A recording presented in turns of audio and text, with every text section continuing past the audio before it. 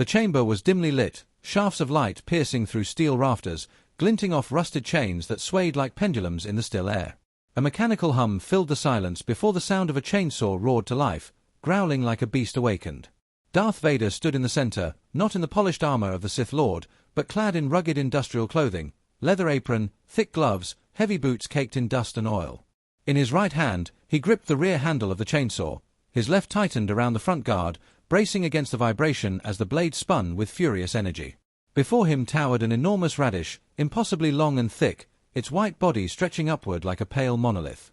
Vader moved with precision, his motions powerful yet controlled, guiding the saw in sweeping arcs.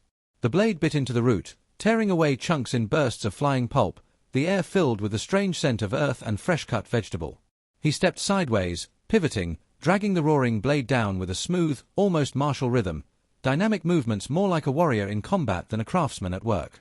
Each strike was deliberate, each cut carving the vision inside his mind. Slowly, from the massive vegetable, a familiar form began to emerge. The contours of a helmet. The stern lines of armor plating. A ridged chest panel. Vader's breathing, steady and deep, timed itself with the rhythm of his cuts, as if his dark presence itself shaped the root. Sparks from the blade kissed the radish flesh, mingling with splinters of white pulp spraying like snow across the industrial floor. At last, he stepped back. The chainsaw's growl sputtered to silence, leaving only the echo of his breath. Where once stood a raw, unshaped monolith of vegetable now stood a towering figure, a stormtrooper, sculpted with uncanny detail from the radish body, helmet gleaming pale under the lights. Vader rested the saw against the ground, tilting his head slightly as though appraising his work.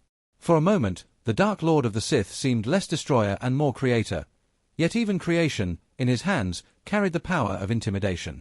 The scene ended not in applause, but in silence, broken only by Vader's breath and the faint drip of water somewhere in the vast steel chamber.